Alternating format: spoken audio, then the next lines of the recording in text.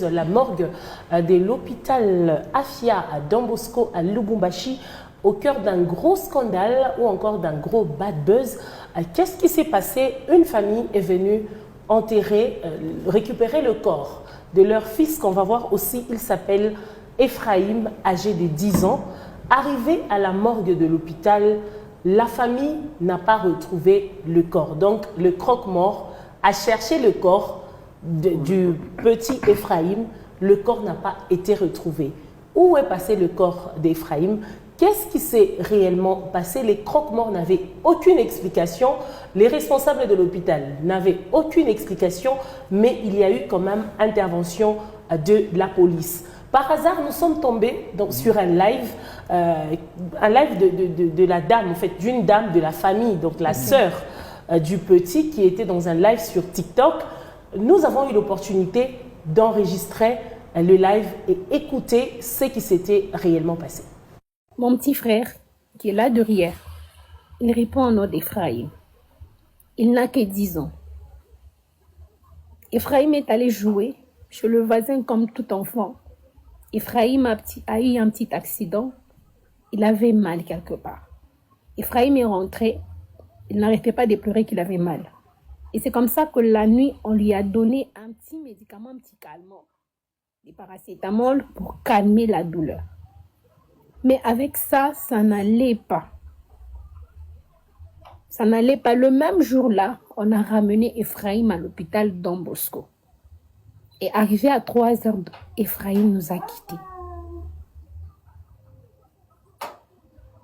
Ephraim est mort le même jour où on l'a ramené à l'hôpital.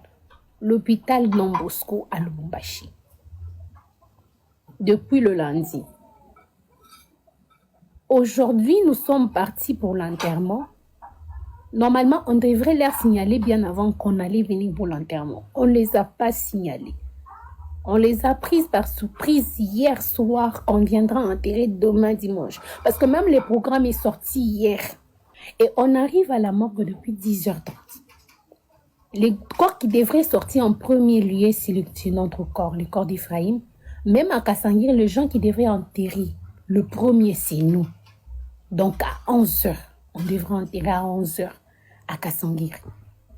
Arrivé à la morgue, on est là dehors, depuis qu'on attendait les corps, C'est comme ça que le type qui garde à la morgue est venu dire à nos parents que le corps d'Ephraim n'y était pas. Tout le monde était choqué. Les responsables de la famille sont entrés à la morgue pour faire les constats et c'était vrai, s'il vous plaît, le corps d'Ephraim n'y était pas.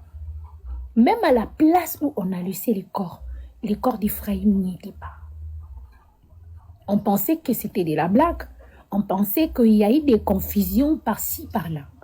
Jusqu'arriver à un point où, à un moment, on a vu un jeep est entré à l'hôpital pour sécuriser les gardes de la morgue. Un jeep de la police est venu. On a pris le garde de la morgue là. On l'a mis dans l'air jeep pour l'amener. Et c'est comme ça que la famille s'est levée en disant, vous ne pouvez pas partir seul. Avec le garde, nous, la famille, on doit être là. C'est comme ça que les parents ont accompagné le corps et ont accompagné le type là de la morgue avec la police. Ils sont partis. On est resté à la morgue, c'était 11h. À 13h passé 14h, on voit le même jeep là de la police est revenu avec le parent qui était parti. Et la police est entrée pour nous dire qu'on arrête de faire du désordre. Les autorités ont pris le dossier en main, qu'on rentre à la maison. Vous pouvez comprendre cela. Qu'on rentre à la maison, qu'on annule l'enterrement parce qu'il n'y a pas le corps. Parce que le type qu'on a arrêté, il a dit, il ne sait pas aussi où est passé le corps d'un enfant. Il n'avait que 10 ans. Ephraim n'avait que 10 ans. Donc c'est leur habitude. Ils ont l'habitude de vendre le corps de gens pour des rituels. Et si vous leur signalez qu'on viendra enterrer, on vous remet votre corps. Donc c'est ce qui s'est passé. C'est ce que mon intuition, moi, me dit. Qu'ils ont pris le corps d'Ephraim pour des rituels.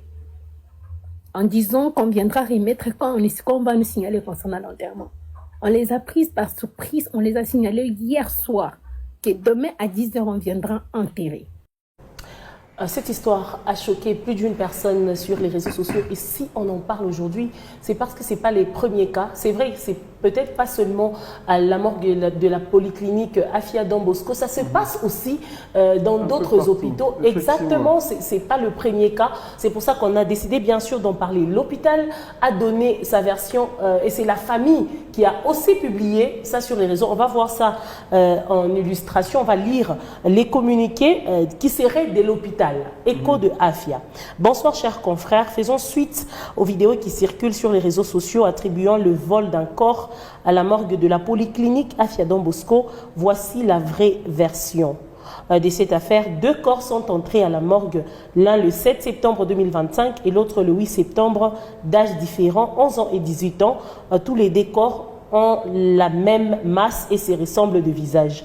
Alors, le 10 août, la première famille est venue prendre le corps qui n'est pas les leurs par confusion de masse et de visage et est partie enterrer. La deuxième famille est passée ce samedi à 11 h pour la levée du corps de leur enfant. Malheureusement, le corps qu'on leur a présenté n'a pas été reconnu par la dite famille.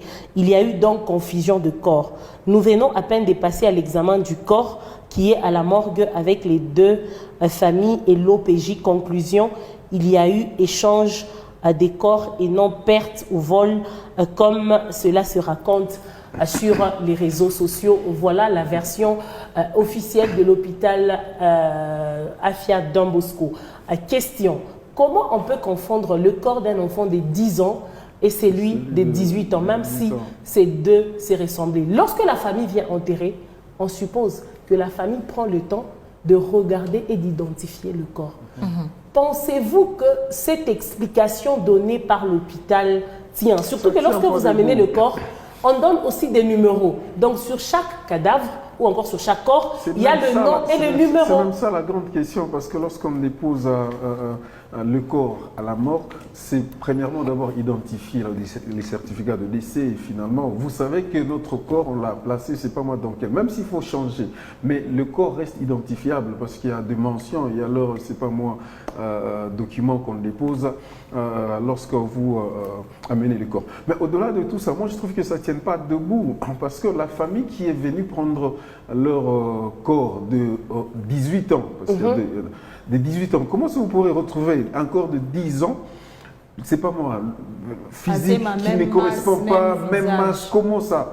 Moi, je trouve que c'est la version ne tient pas. Oui, en tout cas, Immaculée, c'est de la pure communication. Moi, je pense que c'est vraiment très discréditant pour cet hôpital de dire, même si c'est vrai, je dis même si c'est vrai que c'était de la confusion, mais c'est très discréditant. Ça signifie qu'il y a un manque d'organisation, il y a un désordre total dans cet hôpital. On ne sait pas vous faire confiance.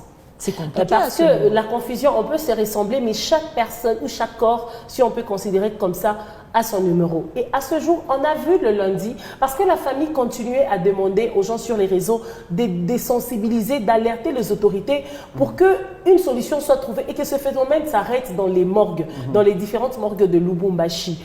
À notre grande surprise, la famille qui alertait a retiré toutes les vidéos sur les réseaux sociaux. Il y a des bouches ou encore des langues, comme sur les réseaux sociaux, ça se passe. Les gens disaient non, on a donné l'argent, on a acheté votre silence, mais non, ce n'est pas le cas. Apparemment, la famille a été obligée d'accepter cette version dès l'hôpital. Conclusion, on a confondu les corps.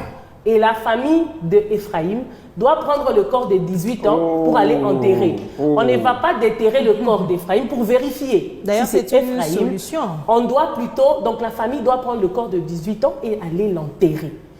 Voici encore la dame qui revient et qui présente même des excuses à l'hôpital. Ça ressemble à quelqu'un qui a été forcé de le faire. On regarde ça. Aujourd'hui, je vous amène rien que la vérité. Question de permettre à tout le monde de passer à autre chose et de mettre cette histoire une fois pour toutes derrière nous. En bref, il y a eu confusion de corps. Ephraïm est mort le même jour qu'un certain Ramazani qui est âgé de 18 ans. Et le mercredi, la famille de Ramazani est revenue à la morgue pour l'enterrement.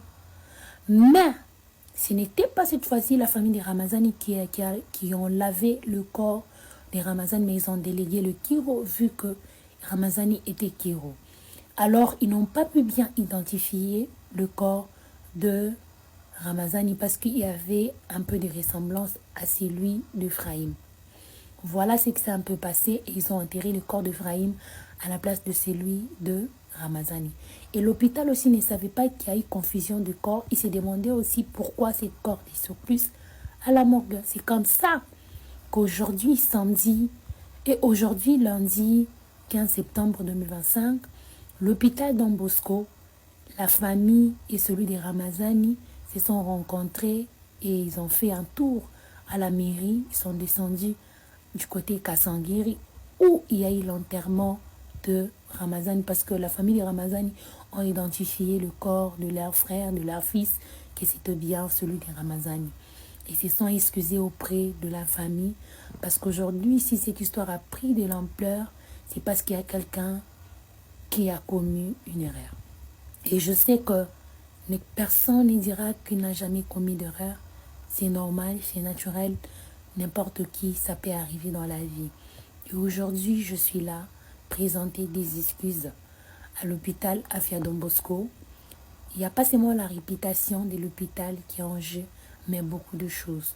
Alors nous demandons pardon au père responsable ainsi qu'aux médecins de l'hôpital Afia Don Bosco. C'est trop triste, franchement, c'est trop décevant. Vraiment décevant.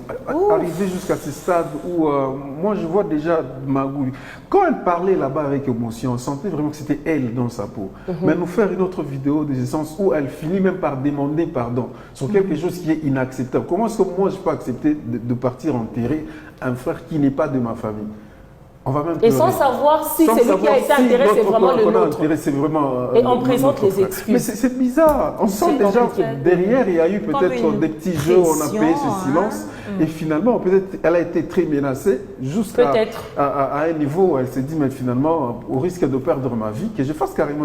Mais c'est trop triste, franchement. En communication, on dit que tout est communication, même à l'avoir parlé. Donc, on voit les deux expressions faciales, les gestes, les mots même utilisés. On sent que ce n'est pas elle, ce n'est pas toujours elle. Et moi, ce que je voulais dire pendant que tu parlais, tu as donné une piste. Moi, je pense que la solution à ce moment-là, puisqu'il y a les autorités, les cimetières, que ce soit Kassangiri ou quoi, les autorités ont cette possibilité d'aller dire mais bon, on peut déterrer. On venait à peine d'enterrer. On réunit les deux familles, on explique la situation. S'il y a eu confusion, l'autre famille est là, on déterre, on voit le corps, on récupère le corps de notre fils. Vous nous offrez nous-mêmes, comment je dis, les obsèques, le cercueil et tout, et à notre famille et à la famille qui avait déjà enterré. Et puis, au moins là, c'est clair et tout, mais pourquoi laisser passer comme ça? C'est une situation très triste. J'essaie de me mettre à la place de la famille de cet enfant. Vous ne savez pas où il a été enterré. Qu'est-ce qui rassure que c'est réellement lui? On ne vient pas ici dire que l'hôpital a menti, mais c'est quand même difficile d'accepter. Bizarrement, je signale que toutes les vidéos faites par les membres de cette famille ont été supprimées sur les réseaux. La famille a demandé pardon, le monde dans l'envers. Il fallait que l'hôpital présente les excuses. On n'a vu aucune excuse de l'hôpital. Mais c'est la famille qui demande pardon à l'hôpital. Ils ont supprimé les vidéos. Malheureusement, nous sommes journalistes. On avait déjà conservé les vidéos. Et voilà qu'on a diffusé ça. C'est vraiment triste. On espère seulement que les autorités du Haut-Katanga vont essayer vraiment de tabler sur cette histoire. Même si c'est passé, essayez de voir s'il vous plaît. Parce que ça ne s'explique pas du tout.